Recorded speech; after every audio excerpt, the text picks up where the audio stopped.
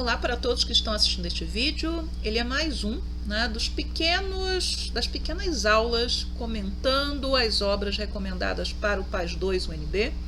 Ela é destinada aos meus ex-alunos e alunas, porque eles já estão a caminho do terceiro ano, mas vão fazer a prova no dia 10 de dezembro, então eu prometi fazer os vídeos. Mas qualquer um que esteja se preparando ou que caiu nesse vídeo, seja bem-vindo e espero que seja útil. Tá?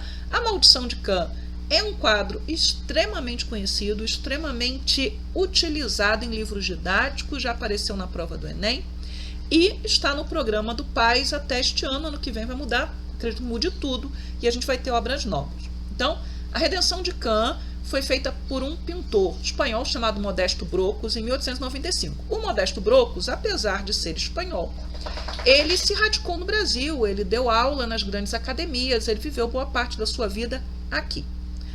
Este quadro, ele é uma celebração das ideias eugênicas que estavam presentes na sociedade brasileira desse momento. O que é eugenia? A eugenia é a ciência, porque no século XIX e até o fim da Segunda Guerra Mundial era visto como uma ciência que defendia a ideia de que era possível aprimorar a raça. Olha aí, outra ideia complicada, porque também, cientificamente, nós já não acreditamos que existam raças humanas. Então, assim, eugenia, aprimorar a raça, e existiriam raças, e essas raças, dentro da lógica criada no século XIX, elas estariam hierarquizadas. No topo estariam os brancos, e aí você teria uma escada descendente até chegarem nos níveis mais baixos e nas raças menos evoluídas. Tá? E se você fosse adensar a discussão, mesmo dentro daquilo que seria a raça branca, você também teria degraus ali, daqueles que seriam os brancos superiores e os inferiores. Mas não vamos falar disso. No Brasil, fez muito sucesso a ideia de que seria possível, em 3 gerações, produzir o branqueamento da população brasileira. Bastaria fazer os cruzamentos corretos. Então, vocês, que estão no segundo ano, quem foi meu aluno, a gente falou disso, mostrou o quadro, discutiu em vários momentos. Devem lembrar da política de imigração. No século XIX, ela vai favorecer principalmente a vinda de imigrantes brancos, porque a ideia seria de branquear a população. Vieram chineses no século XIX, mas foi algo muito pontual. Começaram a vir os japoneses no início do século XX, mas Getúlio Vargas, sob o argumento de que os japoneses não enriqueceriam em nada a raça brasileira, vai proibir a imigração de japoneses para o Brasil. Chegaram a vir sírios, libaneses, oriundos do Império Turco-Otomano, que eram cristãos, mas eles não eram, assim como os judeus, os imigrantes ideais. Então, a maioria dos que vieram eram imigrantes portugueses, italianos, alemães, espanhóis. Estes eram vistos como imigrantes desejados porque poderiam ajudar a branquear a população brasileira. Este quadro, ele mostra, então, e vamos analisar o quadro, uma mulher negra dando graças aos céus. Muito provavelmente ela é mãe desta moça que está ao centro, que já é mestiça, que é da minha cor, mais ou menos, um pouco mais, um pouco menos, tá? E nos braços ela tem uma criança branca, ou que é socialmente branca. E do outro lado, nós temos um homem branco, provavelmente o seu marido, tá?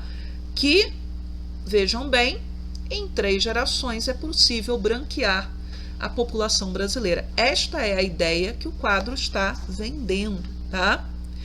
Este quadro também traz outras características importantes e eu vou deixar o link para um vídeo da historiadora Lilia Schwartz, historiadora importantíssima no Brasil, em que ela analisa esse quadro e é ela que traz essas informações que eu estou usando aqui, tá? Porque olhando o quadro, eu geralmente só pensava na questão do branqueamento, mas ela viu outros signos aí. Vocês veem que o quadro ele é absolutamente partido ao meio. De um lado você tem o chão batido e do outro lado você tem o chão já calçado, pavimentado. De um lado vocês têm a casa, o ambiente doméstico, o lugar da civilização, e do outro lado vocês têm uma palmeira. A mulher negra também está descalça. A moça mestiça, ela está exatamente no meio. Metade dela neste mundo que ainda não é civilizado e metade dela na civilização onde está o seu marido e onde está o seu bebê. Então, há várias mensagens aí, tá? Então, da miscigenação, com o intuito de branquear a população, de tornar esta população melhor dentro da lógica eugênica, e também da associação dos negros à não civilização, enquanto os brancos seriam um elemento civilizado.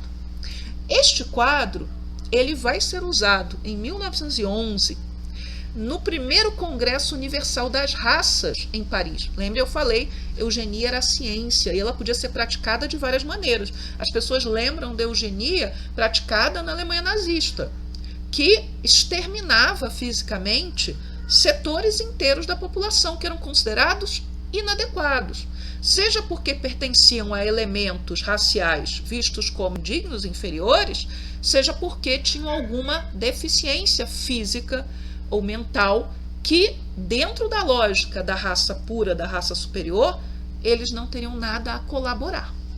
Talvez vocês já tenham visto gente com esse discurso ainda hoje, né? Para que investir para manter vivo alguém que em nada vai colaborar para...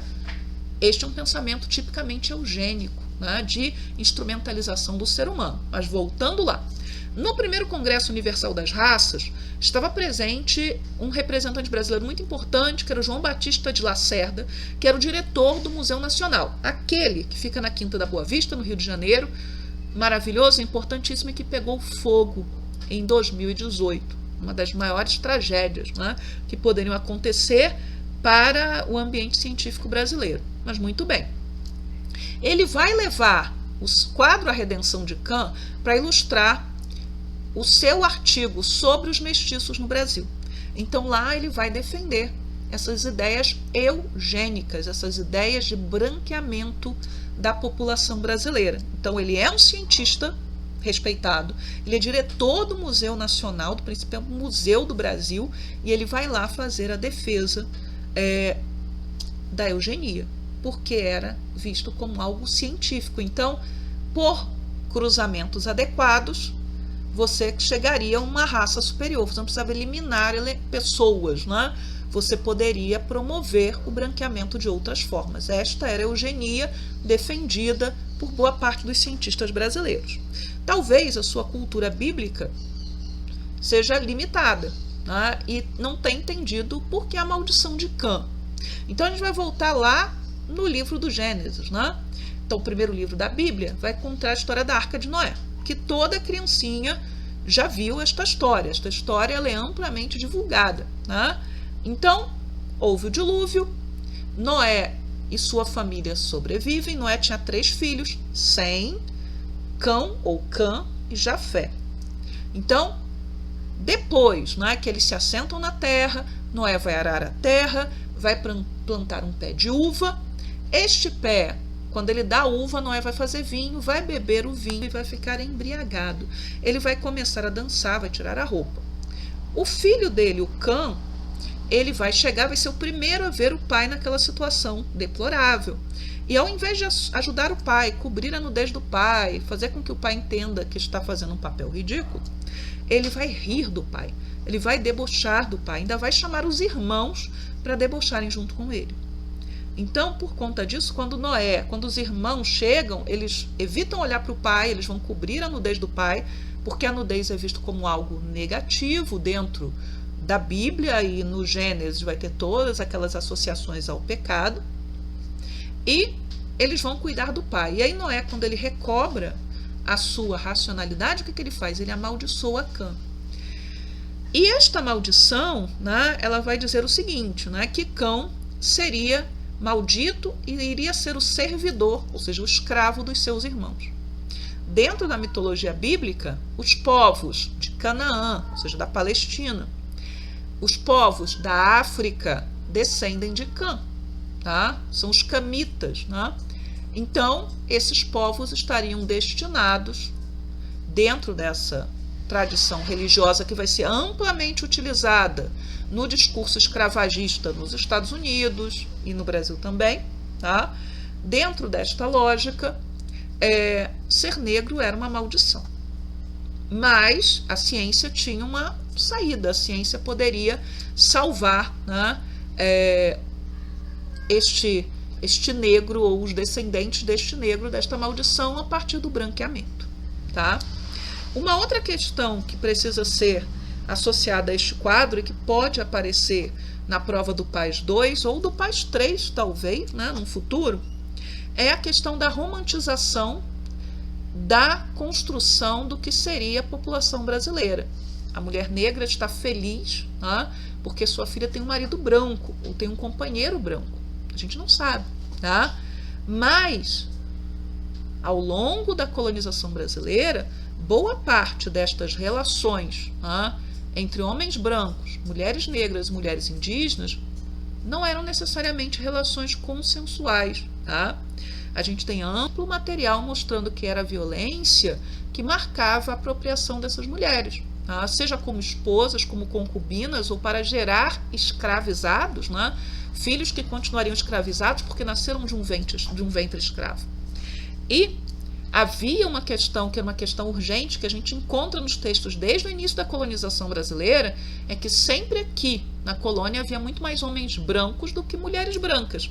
Então havia uma falta de mulheres para casar. Daí os jesuítas ficavam pedindo, né, ao rei de Portugal que mandasse mulheres brancas. Podia ser qualquer mulher, não precisava ser donzela, podia ser viúva, podia ser até uma prostituta, desde que fosse branca. Por quê? Os casamentos desejáveis, e havia leis, né, de pureza de raça que ainda não eram por critérios científicos, né? Não havia isso no século XVI, XVII, XVIII. Os casamentos ideais eram casamentos entre pessoas brancas e, no caso de uma nação católica, brancas e católicas. Tá? Isso aí vai... Mas, claro, né, o ideal não vai ser o que vai se concretizar. E por que eu estou falando disso? Porque foi criada em 2019, isso pode aparecer na prova, numa questão, eu farei uma questão assim, o projeto DNA Brasil. Tá? Então, ele é liderado por gente de várias universidades, mas está centrado na USP, e ele foi criado em 2019, e em 2020 ele liberou os primeiros resultados de uma análise dos 40 mil brasileiros que estão participando deste estudo. Então, uma amostragem de 40 mil. Tá? E o que eles descobriram? Né? Que a população brasileira é muito miscigenada. Haha, isso a gente já sabia. Né? Mas eles vão descobrir algo que é muito assustador, né? Muito perturbador. Primeira coisa, 75% dos cromossomos Y dos mapeados é de origem branca. O cromossomo Y sempre vem do pai, tá? Nunca vem da mãe, a não ser que seja uma aberração cromossomial, mas isso vocês vão estar no terceiro ano. Enfim, genética, quando eu estava no segundo ano, era matéria do segundo ano. Agora é matéria do terceiro. Muito bem. Então, assim, o Y sempre vem do pai. Então, 75% dessas amostragens vinham de populações brancas. Agora, quando a gente vai falar do materno, 70% do X vem da mãe. Ah, mas espera aí, né? O pai também pode dar o X para o seu filho, né? Ou da sua filha, desculpe. Pode sim, mas dentro da célula, né, existe a mitocôndria. E o DNA mitocondrial, ele, em quase 100% dos casos, ele é de origem materna. Então, 70% do DNA mitocondrial dessas amostragens é de origem negra ou indígena. Então, quando a gente pensa, né, nessa herança brasileira, 36% dessas mães, né, dessas mães originárias eram negras, 34% eram indígenas, 2% eram do leste sul-asiático, 14% e 14 eram euroasiáticas e que poderiam ser dessas populações indígenas também, que fique claro, e 14% europeu. Então, boa parte das mães, né, da nação brasileira eram de origem negra ou indígena. Mulheres que muito provavelmente foram apropriadas, né, por esse colonizador branco. Quando a gente pensa, né, na amostragem masculina, 14,5% do cromossomo Y é de origem negra, 75% de origem branca e somente 0,5% é de origem indígena. Ou seja, as mulheres indígenas acabaram tendo filhos e gerando descendência com homens brancos. Não pensem que foi uma preferência porque os brancos eram mais legais, tá? Eram mais desejáveis. O nome disso é colonização. O nome disso, né, é apropriação de mulheres, mediante estupro muitas vezes, tá?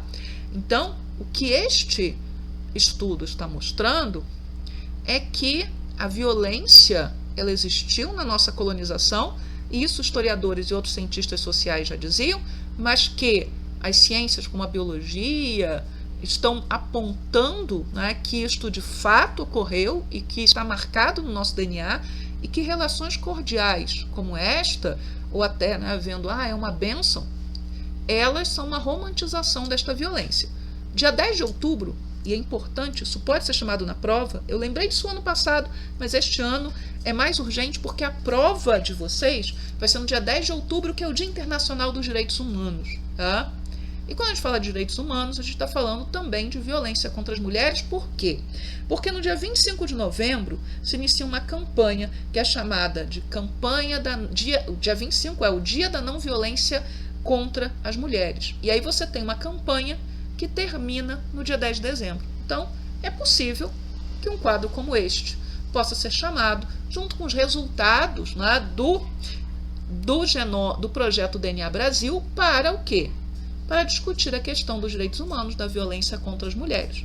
É a prova do PAS, e a prova do PAS ela faz uso muito criativo e muito amplo dos materiais sugeridos. Então, pessoal, é isso. Eu espero que esse vídeo tenha ficado interessante para vocês. Vou deixar o link do que eu fiz o ano passado. Eu acho que os do ano passado ficaram melhores. Aí, se vocês quiserem, vocês podem comparar. Mas acredito que este é o último ou penúltimo vídeo, porque ainda há o quadro Independência ou Morte, né? Aquele quadro colossal da independência. Ano passado eu não fiz vídeo sobre ele. Se der, talvez eu fale alguma coisa sobre ele, que quem foi meu aluno, minha aluna, já tinha falado na sala. Mas aí fica um vídeo para refrescar a memória de vocês. Tchau, tchau, então.